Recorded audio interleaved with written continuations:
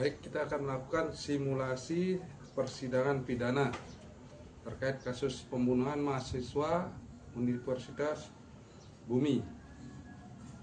Dalam hal ini pembukaan sidang, Hakim Ketua dalam pelaksananya menyampaikan bahwa sidang Pengadilan Negeri Metro Lampung hari ini, Selasa 25 November 2025, dengan agenda pemeriksaan perkara tindak pidana pembunuhan atas nama terdakwa Ayam binti Itik dengan identitas yakni nama lengkap Ayam, tempat tanggal lahir Lampung 12 Januari 2001, umur 23 tahun, pekerjaan mahasiswa Universitas Bumi, Fakultas Ilmu Pengetahuan Budaya, Prodi Bahasa Sanskerta, agama Islam, kebangsaan Indonesia, alamat Jalan Melati nomor 45 Bandar Lampung. Dinyatakan dibuka untuk umum. Penasihat hukum untuk terdakwa hadir. Jaksa penuntut umum. Baik. Terdakwa Ayam mohon berdiri. Apakah saudara saat ini dalam keadaan sehat jasmani rohani dan siap menjalani persidangan hari ini? Baik, silahkan duduk kembali. Untuk selanjutnya, jaksa penuntut umum dipersilahkan untuk membacakan surat dakwaannya.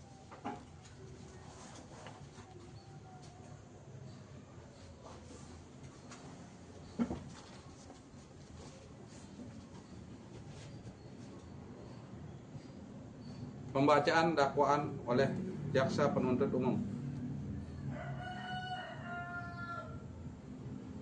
Izin yang mulia, kami jaksa penuntut umum akan membacakan surat dakwaan. Mohon izin menyampaikan bahwa kami dari tim JPU, di mana saya sebagai ketua tim atas nama Imade Bambang akan membacakan dakwaan terkait dengan tindak pidana pembunuhan atas nama terdakwa Ayam. Bahwa terdakwa Ayam umur 23 tahun pada hari Rabu tanggal 2 Februari 2024 bertempat di indekos korban di wilayah Metro Lampung dengan sengaja dan dengan rencana terlebih dahulu telah menghilangkan nyawa seseorang mahasiswa bernama Universitas Bumi bernama Bebek, umur 19 tahun, lahir di Lampung tanggal 12 Januari 2006, pekerjaan mahasiswa Universitas Bumi, agama Islam, kebangsaan Indonesia, status belum menikah, dengan alamat Jalan Burung nomor 11 Bandar Lampung. Di mana dalam hal ini perbuatan terdakwa dilakukan dengan motif iri hati, tekanan ekonomi, hutang, yakni pinjaman online, serta rasa iri melihat korban yang dianggap lebih sukses. Tersangka melakukan pembunuhan tersebut karena sering melihat saudara korban, yaitu Bebek, terlihat banyak memiliki uang, kemudian sering jalan-jalan. Sedangkan terdakwa sendiri sedang mengalami kesulitan untuk pembayaran kos dan terlilit pinjaman online. Sehingga dari rasa iri dan dendam tersebut membuat terdakwa ingin menghabisinya. Dalam hal ini, terdakwa telah menyimpan pisau lipat di jok motor yang kemudian masuk ke kamar korban dan berpura-pura seperti biasa berbincang-bincang dengan korban di kamar kos.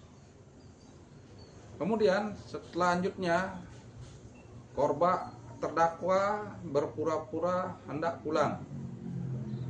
Dan di saat korban lengah, terdakwa mengeluarkan pisau dari saku celananya dan selanjutnya menikam korban secara berulang kali di bagian vital, yakni leher dan dada, sehingga korban mengalami luka parah dan meninggal dunia. Bahwa terdakwa dengan sengaja dan sadar menggunakan pisau lipat yang telah disiapkannya untuk melakukan pembunuhan terhadap korban bebek, yaitu sahabat karibnya sendiri, merupakan seorang mahasiswa Universitas Bumi. Bahwa sebelum melakukan tindakan keji tersebut, terdakwa terinspirasi telah menonton film Narcos di platform Netflix dan termotivasi untuk melakukan aksi tersebut. Bahwa dalam hal ini, setelah korban meninggal dunia, terdakwa mengambil barang-barang milik korban, diantaranya berupa 1 unit laptop MacBook, 1 dompet berisi identitas dan uang tunai, 1 unit ponsel Samsung. Setelah melakukan pembunuhan, terdakwa kemudian membungkus jasad korban menggunakan plastik besar, dilapisi dengan menggunakan spray, serta menaburkan pengawet atau pewangi agar tubuh korban tidak cepat membusuk, sehingga akan tercium oleh masyarakat. Akibat perbuatan terdakwa tersebut, korban meninggal dunia secara tragis, merenggut masa depan korban yang masih muda, serta menimbulkan duka mendalam bagi keluarga korban. Bahwa dari perbuatan terdakwa, sebagaimana telah diatur dan diancam dalam pidana, yakni sebagaimana dalam pasal 340 KUHP, yaitu tentang pembunuhan berencana, atau pasal 338 KUHP tentang pembunuhan, serta pasal 365 ayat 3 KUHP tentang pencurian dengan kekerasan yang mengakibatkan kematian. Demikian kami dari Jaksa Penuntut Umum telah membacakan surat dakwaan kami. Mohon izin yang mulia, demikian surat dakwaan kami bacakan. Terima kasih.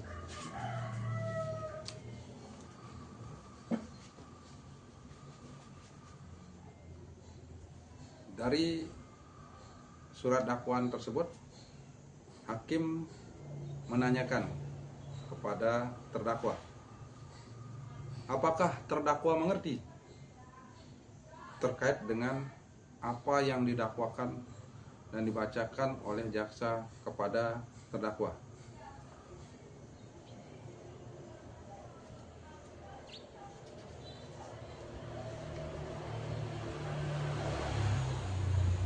Kemudian dalam pelaksanaan setelah adanya dakwaan, maka selanjutnya pihak penasihat hukum akan melakukan eksepsi.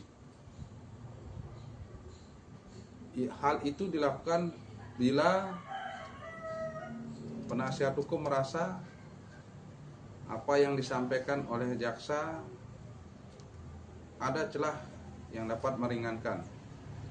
Namun bila tidak ada, maka penasihat hukum akan menyampaikan bahwa tim penasihat hukum sendiri tidak akan mengajukan eksepsi baik formil maupun material, dan menilai bahwa dakwaan jaksa penuntut umum telah jelas, sehingga meminta untuk melanjutkan ke tahap pembuktian. Kan tetapi bila ada, maka eksepsi akan dilakukan sebagai berikut.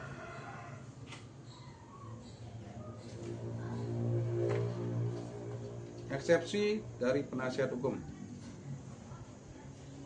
Mohon izin yang mulia, kami dari tim penasihat hukum terdakwa Ayam, di mana saya sendiri, Made Bambang Sudiantara, berdasarkan surat sumpah advokat nomor 05 2010,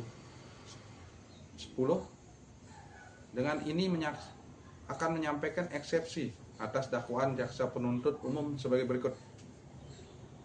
Yang pertama, bahwa dakwaan jaksa penuntut umum belum jelas dan rinci mengenai unsur kesengajaan, sebab dalam kronologis peristiwa terdapat perbedaan waktu. Yang kedua, bahwa terdakwa tidak memiliki niat untuk membunuh secara sadar, melainkan sempat terjadi upaya perkelahian yang spontan, di mana korban sendiri telah menggigit terdakwa, yang menyebabkan terdakwa kemudian mengambil pisau lipat di sakunya dan melakukan penusukan, sehingga menyebabkan korban meninggal dunia. Yang ketiga, bahwa terdakwa dalam hal ini telah dituntut terkait dengan motif ekonomi. Namun dalam dakwaan jaksa penuntut umum telah mencampur adukan antara motif ekonomi dan rasa iri, yang mana tidak dapat dibuktikan secara sah dan meyakinkan di dalam persidangan. Berdasarkan alasan di atas, kami memohon selaku penasihat hukum agar majelis hakim berkenan menerima eksepsi ini dan menyatakan bahwa dakwaan jaksa penuntut umum tidak dapat diterima. Need out on van kedit verklaar, atau paling tidak diklarifikasi terlebih dahulu sebelum persidangan dilanjutkan. Terima kasih yang mulia.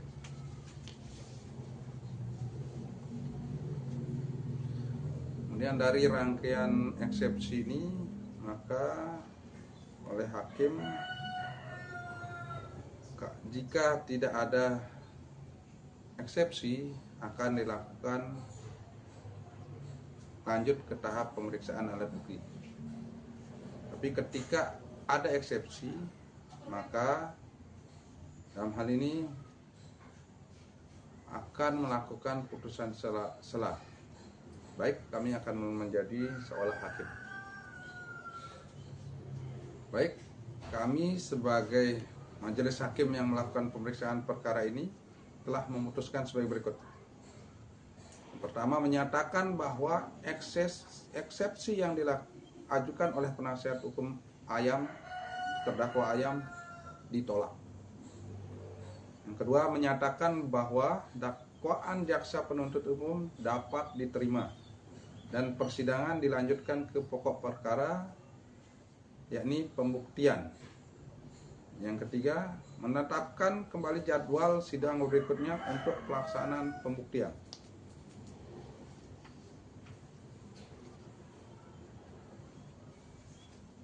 Untuk kegiatan sidang selanjutnya, yakni pembuktian, di mana pembuktian ini ada beberapa saksi yang disampaikan oleh jaksa penuntut umum dalam persidangan, yakni yang pertama adalah tetangga kos, kemudian yang kedua adalah pemilik kos, yang ketiga adalah keluarga korban, kemudian dari saksi ahli yaitu ahli forensik, kemudian terdapat beberapa barang bukti yang akan diajukan. Baik, dalam pembuktian ini akan dihadirkan saksi pertama. Kemudian pihak JPU akan menanyakan beberapa hal dalam pembuktian ini. Baik, kami akan menjadi jaksa penuntut umum. Selamat siang, mohon izin yang mulia, kami dari tim JPU dalam tahap pembuktian akan menghadirkan beberapa saksi. Yakni saksi pertama adalah tetangga kos saudara R. Silakan masuk saksi. Untuk selanjutnya saksi akan dilakukan penyumpahan dan duduk di bidang persidangan. Kemudian akan dilakukan permintaan keterangan secara langsung berdasarkan berita acara pemeriksaan di penyidik atau dibacakan ketika saksi telah memberikan berita acara penyumpahan. Baik, kita analogikan untuk saksi tetangga korban atau tetangga kos korban. JPU, apakah saudara saksi dalam keadaan sehat jasmani rohani dan bersedia untuk dilakukan penyumpahan dan akan memberikan keterangan yang sebenarnya yang diketahui?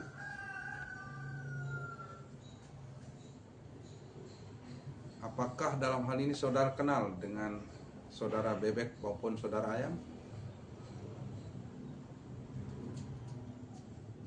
Apakah saudara mengetahui seperti apa hubungan korban dan terdakwa? Dalam hal ini saksi R menjelaskan bahwa dirinya merupakan tetangga kos bersebelahan dan memang sering melihat saudara Ayam dan saudara Bebek bercengkrama dan berbincang di kamar kosnya. Dan dalam hal ini yang bersangkutan pengetahuannya adalah teman baik dan tidak ada permasalahan. Kemudian jaksa penuntut umum kembali bertanya kepada saksi, apakah saudara pernah melihat sesuatu yang mencurigakan di antara mereka, yakni antara Ayam dan Bebek? Saksi menjelaskan bahwa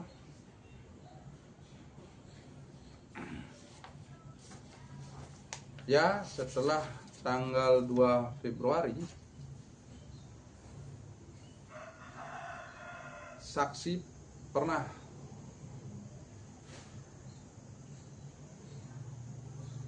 melihat terdakwa keluar kamar kos sambil terburu-buru dengan membawa tas, dimana pada saat sebelum tanggal 2 pernah mendengar suara ribut-ribut dan teriakan, tapi saksi anggap itu sebagai candaan antara korban dan terdakwa. Selanjutnya pertanyaan dari JPU, kapan saudara saksi mengetahui telah terjadi peristiwa pembunuhan terhadap diri Bebek? Jadi saksi menjelaskan bahwa saksi mengetahui terjadinya pembunuhan terhadap korban Bebek setelah mendapat informasi dari pemilik kos yang saat itu hadir bersama keluarga korban untuk membuka pintu kos milik korban. Untuk saksi R cukup keterangannya. Kemudian saksi yang kedua adalah pemilik kos. Dalam hal ini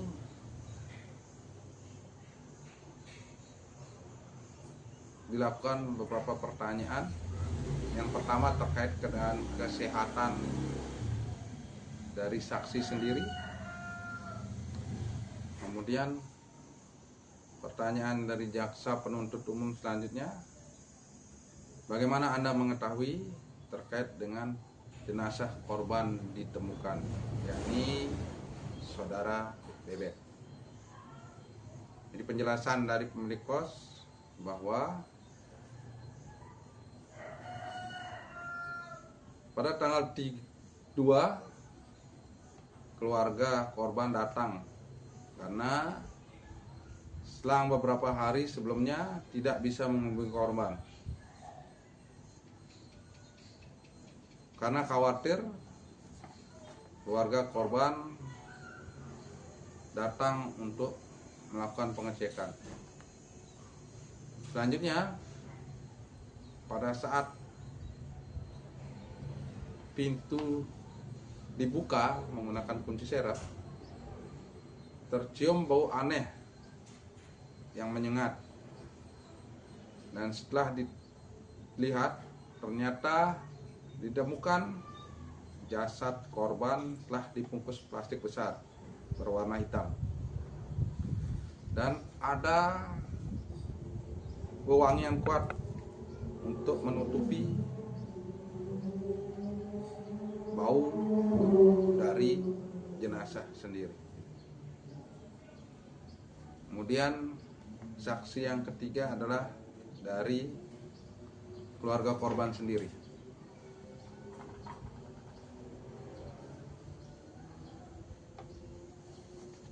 Jaksa penuntut umum menanyakan terkait dengan keadaan kesehatan dan dilakukan penyumpahan. Kemudian jaksa penuntut umum menanyakan beberapa pertanyaan dengan poin: kapan dan bagaimana saudara mengetahui bahwa korban telah meninggal dunia? Dalam poinnya, keluarga korban menyampaikan bahwa sudah beberapa kali menghubungi namun tidak dijawab dan HP dalam keadaan mati, termasuk mengirimkan beberapa kali pesan singkat namun tidak dibalas. Dan akhirnya keluarga korban datang ke kos milik korban dan meminta bantuan dari pemilik kos untuk melakukan bersama-sama pengecekan di kamar milik korban. Setelah digedor pintu, yang mulia, tidak ada jawaban. Dan kemudian ketika dibuka, keluarga korban melihat jenazah bebek yang sudah tidak bernyawa dengan dibungkus plastik hitam. Kemudian untuk menguatkan keterangan saksi-saksi ini, jaksa penuntut umum juga meminta keterangan dari ahli forensik, di mana dalam keterangannya secara umum berdasarkan keahlian yang dimiliki oleh ahli forensik menyatakan bahwa korban meninggal dunia akibat luka tusuk dalam leher dan dada dengan total lebih dari 10 tusukan. Luka tersebut konsisten dengan menggunakan pisau sejenis pisau lipat seperti barang bukti yang telah disita oleh pihak kepolisian. Kemudian jaksa penuntut umum juga menunjukkan beberapa barang bukti yang ada di lokasi kejadian, termasuk yang dibawa oleh terdakwa. Ini satu buah pisau lipat, di mana dalam pisau lipat itu masih terdapat bercak darah. Kemudian adanya rekaman CCTV, kemudian plastik besar warna hitam dan spray, kemudian satu unit laptop, MacBook, satu buah dompet,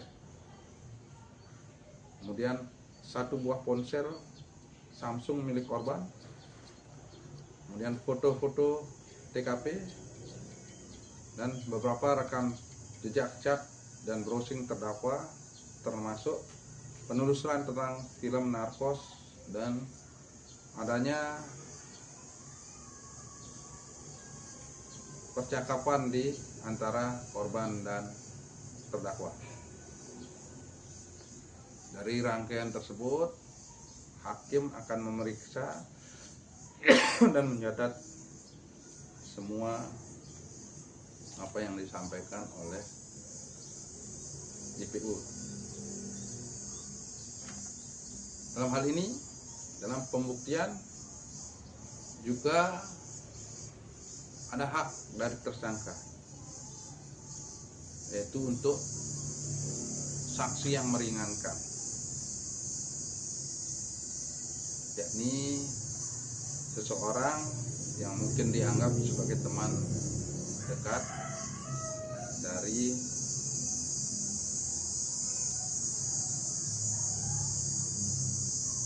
korban.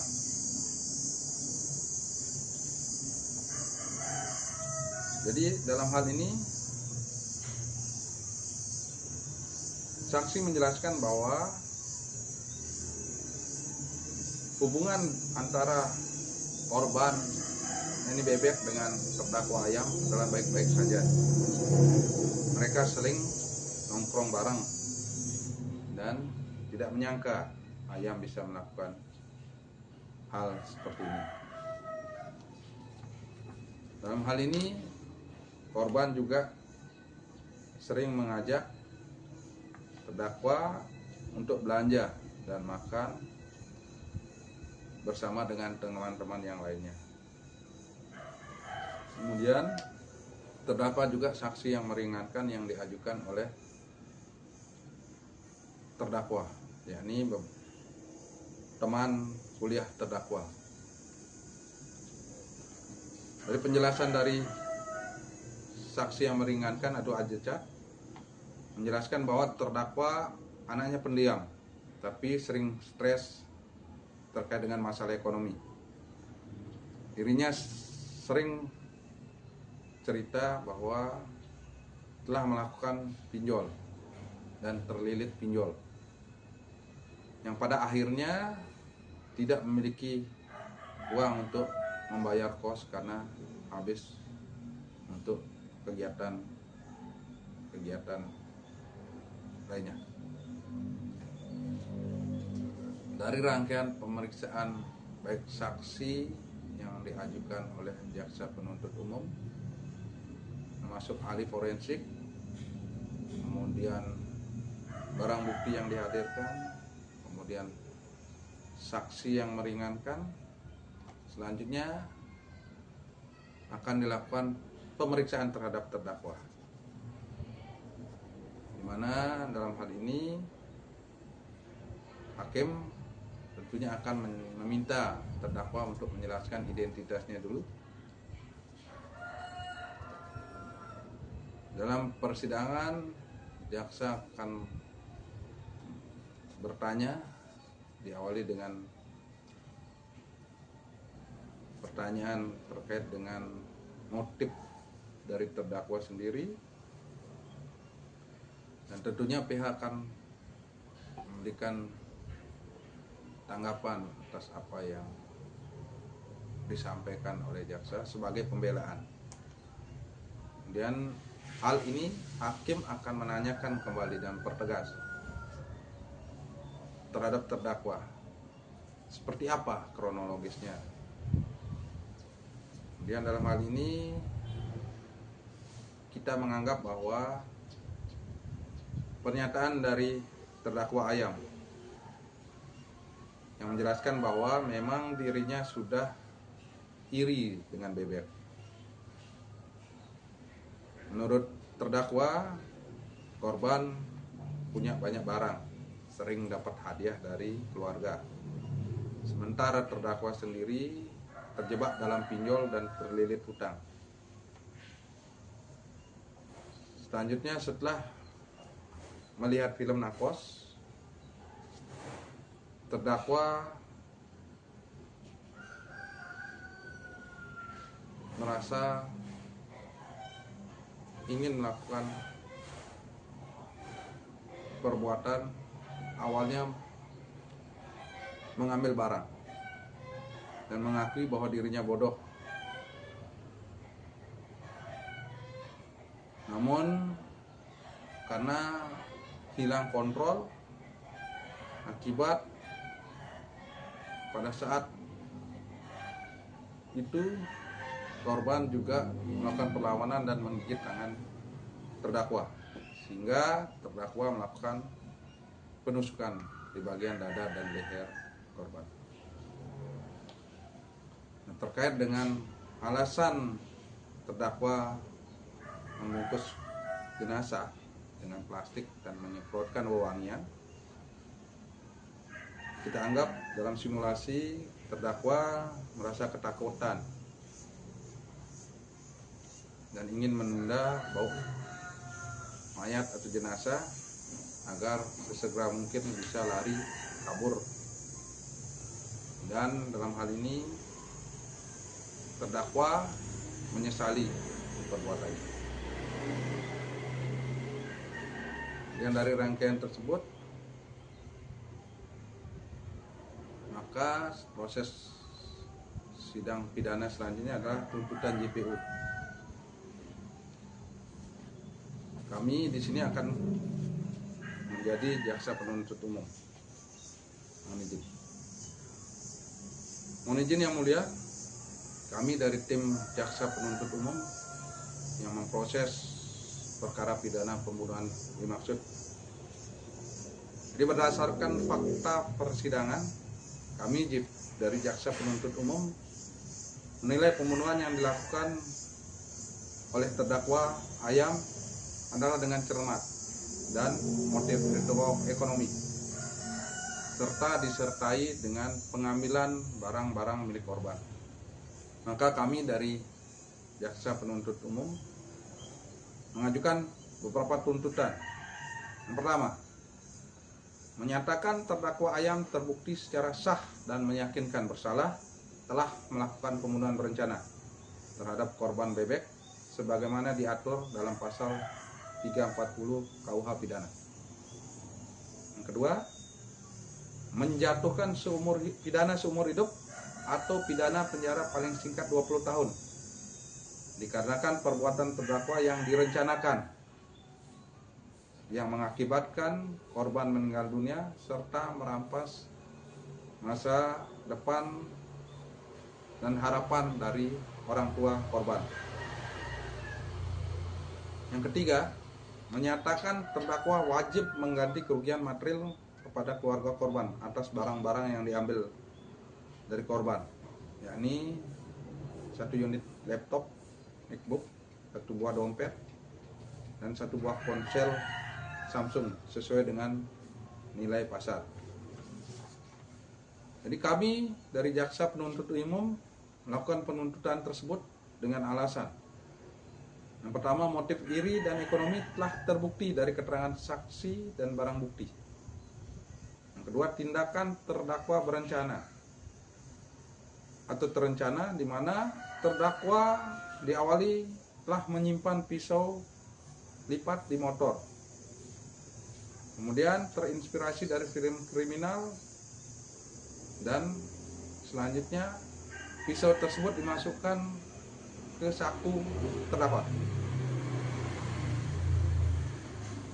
Yang ketiga, terdakwa menggunakan kekerasan, yakni dengan melakukan penusukan beberapa kali dan berulang-ulang kepada korban, yakni di bagian dada dan leher, hingga korban meninggal. Yang keempat, perbuatan terdakwa telah menimbulkan trauma bagi lingkungan pos dan masyarakat sekitar. Mohon izin yang mulia, kami sudah membacakan tuntutan terhadap pembunuhan berencana dengan motif ekonomi yang dilakukan oleh terdakwa Ayam dimaksud. Terima kasih. Kemudian dari tuntutan tersebut, maka penasihat hukum akan melakukan pembelaan atau pledoi. Dalam simulasi ini, kami akan menyampaikan pledoi. Kami di sini adalah sebagai penasihat hukum terdakwa Ayam. Mohon izin kami menyampaikan. Mohon izin yang mulia, kami dari tim penasihat hukum, saya sendiri Imade Bambang Sudiantara dari IMB Law Office yang berkedudukan di Bandar Lampung, akan menyampaikan pledoi atas tuntutan yang disampaikan pada sidang tuntutan oleh jaksa penuntut umum. Izin yang mulia, kami akan membacakan pledoi yang kami telah buat dan susun. Yang pertama, bahwa terdakwa tidak memiliki niat jahat untuk membunuh korban secara sadar, di mana peristiwa tersebut merupakan aksi spontan dalam keadaan emosional yang terjadi karena pertengkaran kecil. Yang kedua, bahwa motif ekonomi dan iri yang dikemukakan oleh jaksa penuntut umum belum terbukti secara sah dan sebagian besar hanya asumsi karena tidak ada data pinjol yang ditampilkan. Yang ketiga, bahwa terdakwa menunjukkan penyesalan mendalam setelah kejadian, di mana terdakwa membungkus jenazah korban dengan plastik ransel spray sebagai bentuk kepedulian terhadap korban. Yang keempat, mohon kiranya majelis hakim mempertimbangkan faktor usia terdakwa, yakni 23 tahun dengan latar belakang pendidikan dan ketidakdewasaan emosional. Dari hal itu, kami selaku penasihat hukum mengajukan permohonan kepada majelis yang mulia, majelis hakim. Permohonan tersebut yakni yang pertama, agar kiranya dapat menghukum terdakwa dengan pidana lebih ringan dengan mempertimbangkan keringanan karena tindakan tidak direncanakan sepenuhnya. Yang kedua, memberikan kesempatan kepada terdakwa untuk rehabilitasi psikologis dan pendidikan hukum agar dapat kembali menjadi anggota masyarakat yang produktif. Yang ketiga, terdakwa memang bersalah, tetapi terdakwa bukan monster yang terencana matang, namun karena depresi, tekanan ekonomi, dan kehilangan kontrol. Maka dari itu, kami selaku tim penasihat hukum memohon kepada Yang Mulia untuk keringanan hukuman, bukan hukuman seumur hidup.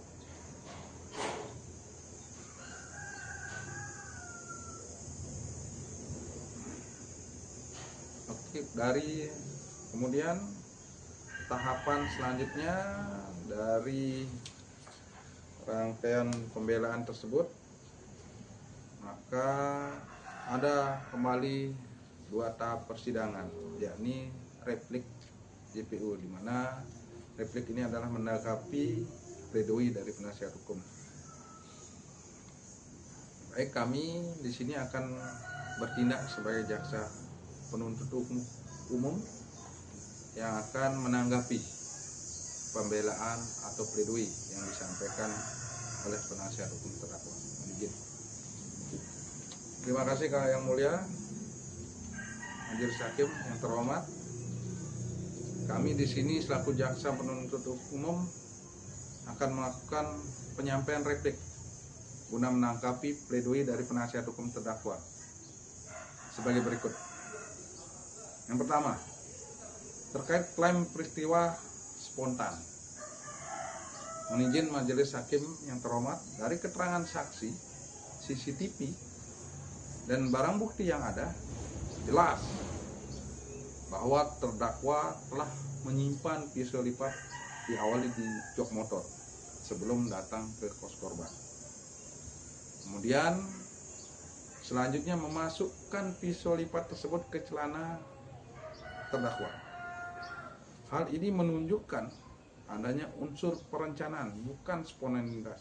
Tindakan spontanitas biasanya terjadi tanpa persiapan alat atau niat sebelumnya. Yang kedua, adanya motif ekonomi dan iri. Dalam hal ini terbukti, di mana terdakwa dengan sengaja telah mengambil laptop, dompet, dan ponsel korban setelah korban meninggal dunia. Fakta ini menunjukkan ada motif ekonomi. Selain itu, saksi-saksi menyatakan terdakwa merasa iri dengan kesuksesan korban dan hadiah-hadiah yang dimiliki dan yang diterima oleh korban. Fakta ini menegaskan bahwa pembunuhan dilakukan dengan niat dan perencanaan sesuai dengan pasal 340 KUH pidana. Yang ketiga, perbuatan yang membahayakan dan kejam, di mana perbuatan terdakwa yang menusuk korban berulang kali pada bagian vital yakni leher dan dada, sementara korban hanya sempat menggigit tangan pelaku. Hal ini menunjukkan adanya kesengajaan dan kekejaman, sehingga pidana yang dijatuhkan harus sesuai dengan beratnya tindakan terdakwa. Yang keempat adalah penyimpangan terhadap norma kemanusiaan, di mana terdakwa setelah melakukan pembunuhan telah sengaja membungkus jenazah korban dengan plastik dan spray, kemudian memberikan pewangi agar tidak bau, sehingga dari hal tersebut tidak mengurangi kejahatan yang dilakukan. Justru tindakan ini menunjukkan kesadaran terdakwa akibat perbuatannya dan mencoba untuk menyembunyikan jasad, sehingga terkait dengan pledoi atau pembelaan yang menyatakan kepedulian terhadap korban itu tidaklah relevan.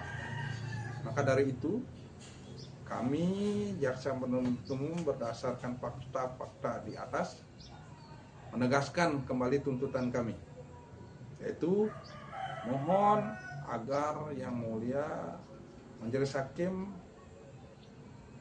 menolak pembelaan atau pledoi yang disampaikan oleh penasihat hukum terdakwa.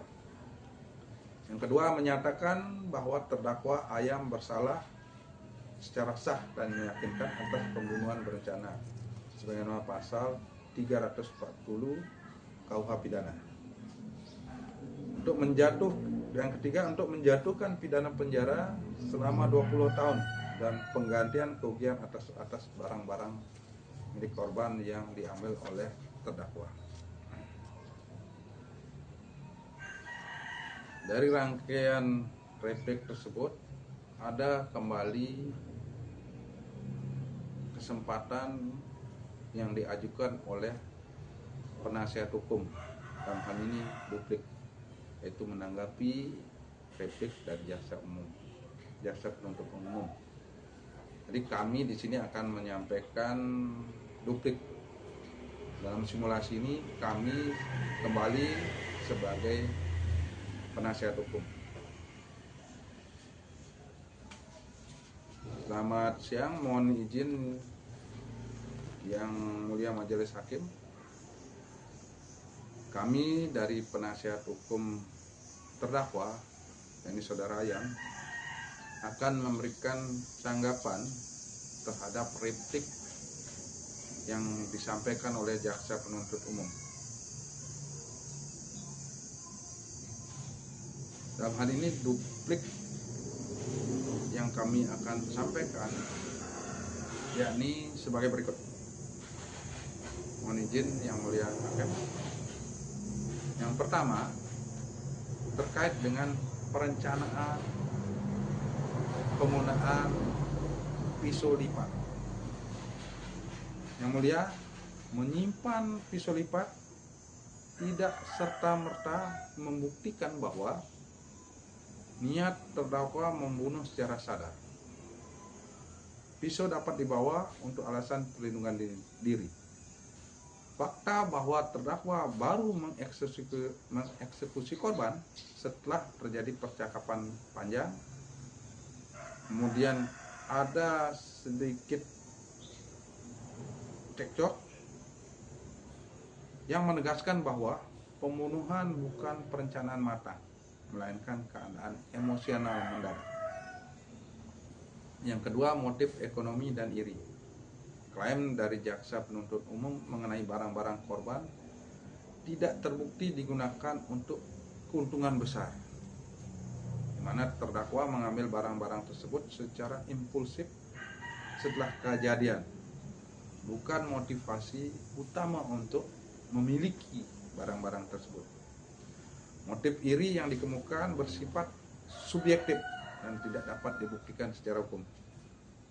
Yang keempat, penyimpanan jenazah. Bahwa fakta terdakwa membungkus jenazah dengan plastik dan spray, kemudian memberikan pewangian, justru menunjukkan, kami menganggap sebagai penasihat hukum, menunjukkan adanya penyesalan terhadap pembunuhan atau tindakan yang dilakukan, bukan niat perencanaan pembunuhan. Maka dari hal itu haruslah menjadi pertimbangan dalam meringankan keputusan.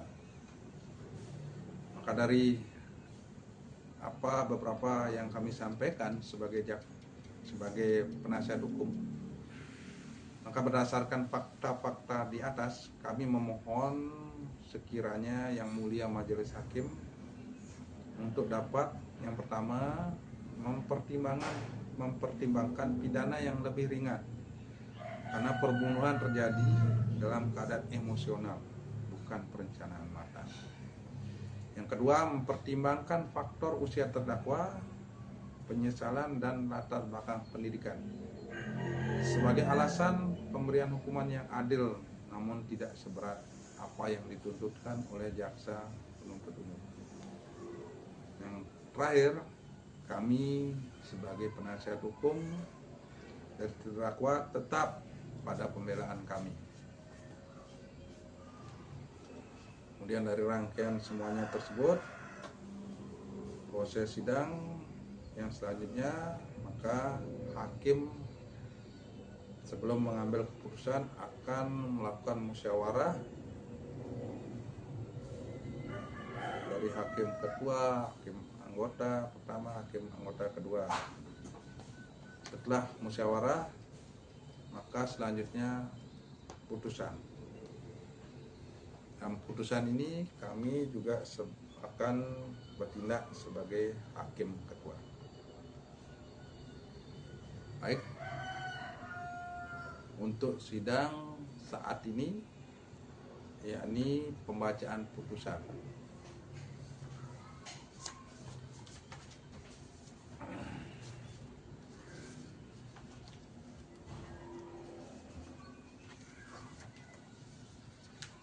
Baik, setelah mempertimbangkan fakta hukum, keterangan saksi, ahli, barang bukti, serta pengakuan terdakwa, kami dari majelis hakim memutuskan. Yang pertama, menyatakan terdakwa Ayam terbukti secara sah dan meyakinkan melakukan tindak pidana pembunuhan berencana dan pencurian dengan kekerasan yang mengakibatkan kematian terhadap korban BBM. Kedua, menjatuhkan pidana penjara seumur hidup. Dan yang ketiga, menetapkan barang bukti dikembalikan kepada keluarga korban. Sidang ditutup.